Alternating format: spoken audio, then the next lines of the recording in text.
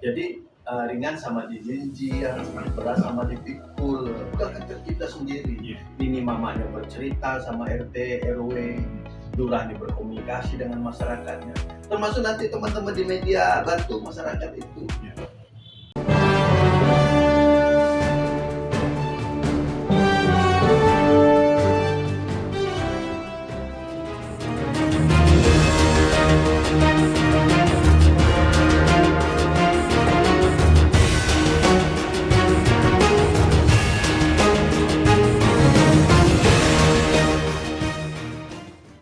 Assalamualaikum warahmatullahi wabarakatuh.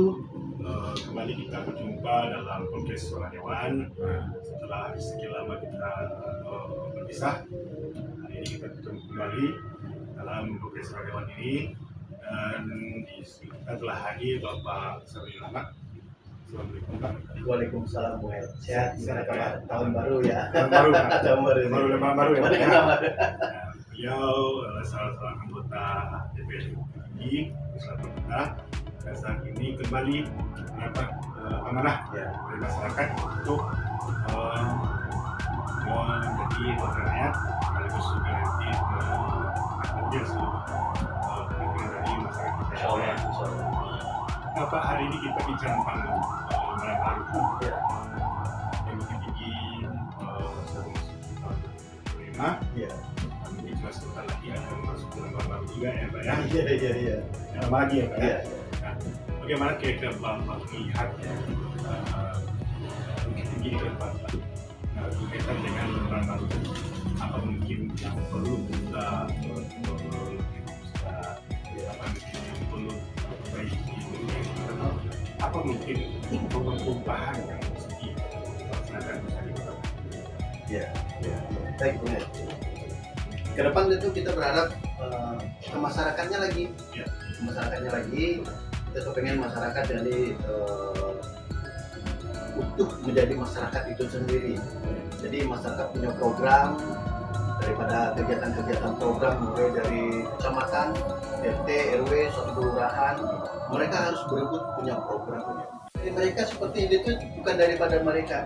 Nah, kebiasaan kita akhirnya ke masyarakat itu kita memberikan arahannya seperti ini fungsinya untuk apa, anggarannya untuk ini, goalnya untuk ini, tujuannya perencanaan mulai. Nah, kadang-kadang masyarakat karena banyak yang tidak sesuai dengan keinginan dia, atau kadang-kadang juga masyarakat tidak punya skill sama apa yang kita sampaikan. Nah, persoalannya di situ tuh ada kendala-kendala di tengah-tengah masyarakat. Jadi kita ingin menciptakan yang namanya bukan masyarakat pasif ya Pak ya? Gitu dia, harus aktif dia. Iya, harus aktif. Iya.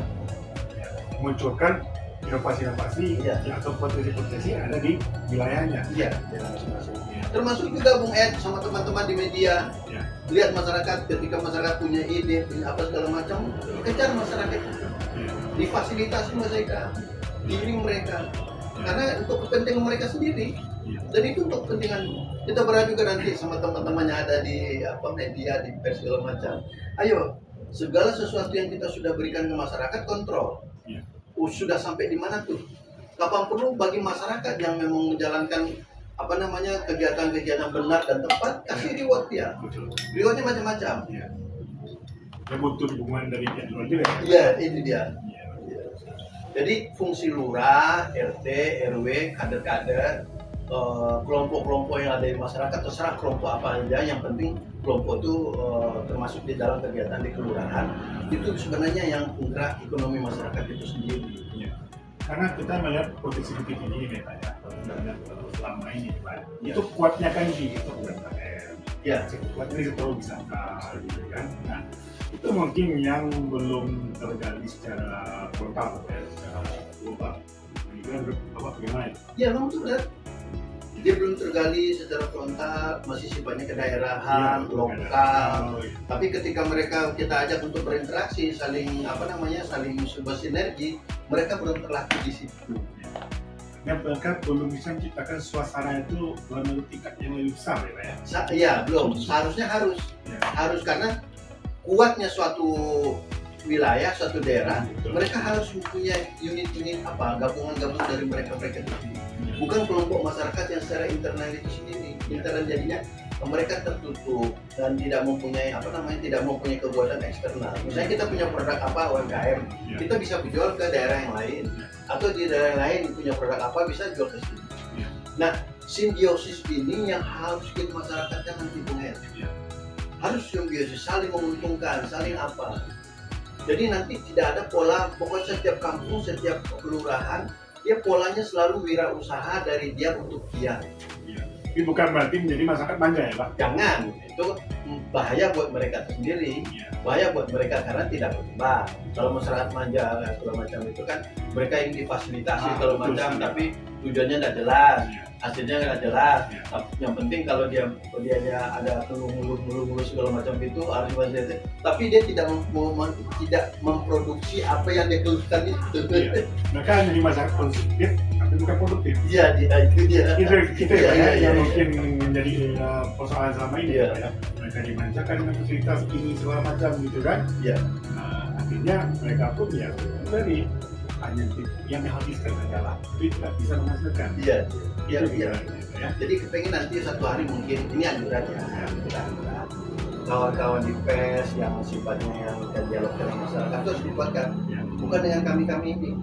Kami tanggung jawab kami itu bagaimana masyarakat ini sejahtera menurut ukuran dia.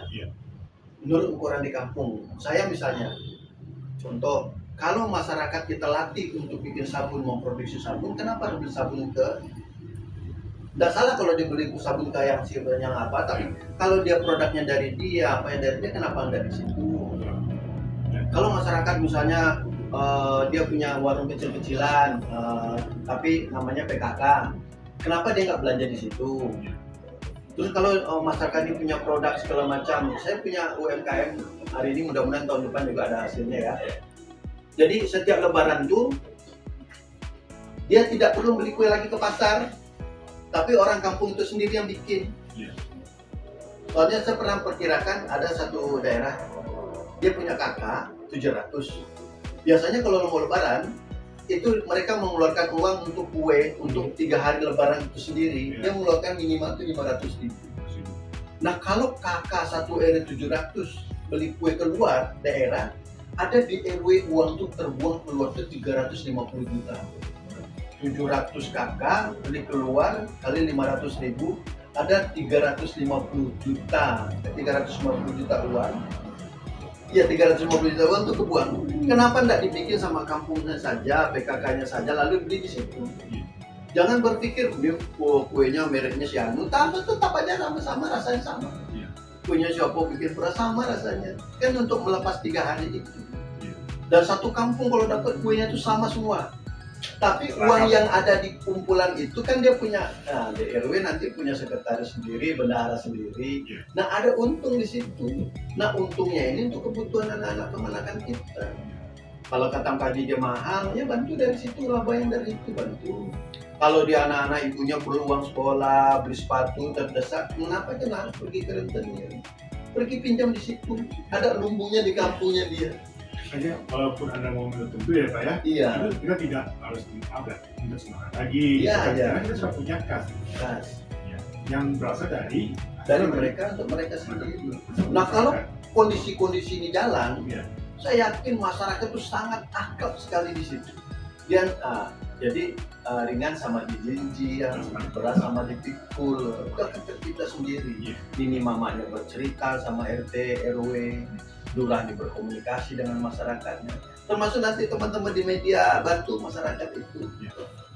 Ya, nanti apa yang Pak sampaikan tadi, peran media. Salah satunya si masyarakat itu. Itu juga butuh kerjasama juga dengan Bapak Dewan, gitu kan? Bapak dari DPRD, bagaimana kondisi dari konstituennya, kondisi masyarakat itu bagaimana?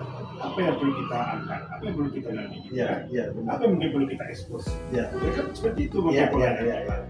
Karena kalau kita dapat gambaran bagaimana kondisi masyarakat di konstituen DPRD sendiri, itu tidak tahu. Gelap juga ya. Jadi gambarannya. Jadi satu hari mereka mau duduk di kafe nggak salah. Tapi ketika di kampung itu ada kafe-kafe secara lokal kampung, kenapa mereka ada duduk di situ? Dengan uang 8.000, 10.000 dia beli mungkin 1 cangkir kopi, 11 kopi tambah goreng-gorengan. Kalau di kafe dengan harga yang segitu, mereka secara ekonomis lagi. Tapi produk ini harus dari masyarakat. PKK harus jalan. Kelompok begitu untuk usaha-usaha Harus jalan. Kegiatan-kegiatan budaya di kampung, di kelurahan, di RT RW harus jalan. Harus belajar juga menikah, juga harus belajar. Bagaimana juga nanti secara agamanya jalan. Orang meninggal kita enggak. Ada orang masyarakat meninggal, dia enggak tahu menyelenggarakan masyarakat sembahyang paling belakang-belakang. Itu kan lucu. Ini juga bagi sekarang sudah berkembang di sekolah ya Pak ya. Iya. Ada namanya Alhamdulillah. Iya. Mengajarkan anak-anak gunakan juga cara melestarikan tradisi adat. Iya. Kita dari adat mungkin. Dan setelah mereka belajar di sekolah harus ketemu di kampungnya. Dia harus ketemu di kampung, di rumah, di lingkungannya itu. Jadi dia bisa mempraktekkan di lingkungan rumahnya sendiri. Iya. Ada sekitarnya itu Pak ya. Harus gitu dia. Itu. Jadi ada salah satu yang paling lucunya anekdot ya. Dia cerita tentang presiden, cerita tentang menteri, cerita tentang gubernur, cerita tentang wali kota. Tapi dia nggak tahu lurahnya siapa. Atau orang-orang. Iya. Presiden tuh ujung dari barat sampai ke timur dia urus. Terus saya tanyakan, kamu di mana? Kenal sama lurah, ikut musrembang sampai di mana? Nggak tahu dia program yang ada di kampung sendiri. Iya. Tapi yang besar-besar dia pikirin. Iya. Ternyata dia pikirkan ya Pak ya. Di luar negeri Itu mungkin kondisi apa? sakit masyarakat kita itu di situ. Iya. Jadi termasuk kita sendiri. Kita suka mikiran besar-besar yang eksternal, padahal yang di lingkungan kita sendiri kita nggak tahu. Yang dekat kita sendiri kita nggak Iya. tahu ya Pak ya, di pemata kita sendiri. Tapi yang jauh kita tahu. Iya. Ada orang meninggal, dia nggak bantu cangkul-cangkul kuburan. Ada orang meninggal, dia nggak bantu untuk pergi sembahyang segala macam, dan nggak. Dia pura-pura nggak tahu. Iya. Kadang-kadang banyak yang nggak tahu juga. Iya. Tapi ketika dia duduk di satu tempat, dia mau ngurus negara. Ngopi-ngopi diurus presiden. Presiden udah punya porsinya, gubernur udah punya porsinya, menteri udah punya porsinya. Iya. Udah kita urus RT RW kita. Iya, betul. Apa besok ini perusahaan-perusahaan di RT Mungkin RW? itulah fenomena dari sekarang. Itu ya, Pak, dia. di tengah masyarakat. Iya dia, itu dia. Iya. Kasihan kan? Iya. Kasihan kita. Iya. Dia bicara yang besar, nggak ukurannya dia. Iya. Tiap muslimah ditanya ada diundang lurah, muslimah enggak. Bangga dia ngomong enggak kan? Malu seharusnya. Karena memang ujung tombak di masyarakat di kelurahan atau di tingkat RT itu adalah mereka sendiri. Itu dia. Masyarakat sendiri. Iya iya. Mereka seperti ini. Skeptis lah. Iya. Kemudian Iya. macam lah. Ya kan? Kemudian Banyak juga kita lihat di masyarakat. Terkesannya intelektual, tapi tidak ada manfaatnya di masyarakat. Terkesannya dia punya status sosial di pekerjaan atau di apa di akademia, tapi waktu kita undang dia nggak ketemu. Atau lebih ke bahasa itu tong kosong aja. Iya. Ya besok mungkin kita berharap sama masyarakat. Yuk kita bicara secara mikro saja, tapi terkelola sama kita daripada kita bicara global atau makro, tapi tidak kita. Tidaklah kita bicara ya apa adanya. Kita program walaupun kecil. Saya ingat waktu pernah dulu kan ya ada film Bruce Lee kan. Kata Bruce Lee itu bilang gini, mendingan kamu satu jurus 500 kali latihan tapi satu jurus jelas daripada banyak jurus berkali-kali tapi tidak jelas gitu. Jadi satu ini aja udah kita presenter satu aja. Banyak jurus tapi ketika digelanggang, ketika Hilang berantem, dia. dia hilang ya Pak ya. Tapi ketika satu dia gerakannya bagus, mantap, waktu pertanding dia satu jurus itu menang dia. Nah ini kita sama-sama, mungkin teman-teman media juga kita bantu kita untuk memaafkan masyarakat. Siapa yang mau dipilih, siapa yang mau diapa segala macam, dia harus mampu juga mengelola masyarakat. Jadi artinya pola kemitraan itu yang mungkin bisa Iya, simbiosis. Iya. Harus kemitraan dan simbiosis. Dan yang paling bagus program itu dari bottom up. Ya, artinya ketika DPD menceritakan tentang kondisi sebenarnya kondisi di daerahnya gitu kan, nah kita dari media bantu untuk Ekspos. ya kondisinya. Ya. Nah, nanti ketika setelah diekspos gitu kan, apa namanya? Tahun depannya juga setelah diekspos, tahun depan juga kita ulang lagi. Ulang lagi. Udah sampai di mana tuh goalnya? Ya. Dia ada sampai di mana tuh apanya progres kerjanya? Nah, minimal Pak menjadi cerminan juga bagi kebijakan Iya. baik legislatif, Iya. tapi kita ingin dari masyarakat lah Iya. munculnya. Jadi mungkin Pak lebih tinggi harus cepat. Ya, kita berharap, tapi kita selalu berharap sama masyarakat. Karena aturan kita bikin untuk mereka. Masyarakat sadar, kalau kita tidak sadar dengan kondisi kita sesungguhnya, itu persoalan kita. Ya,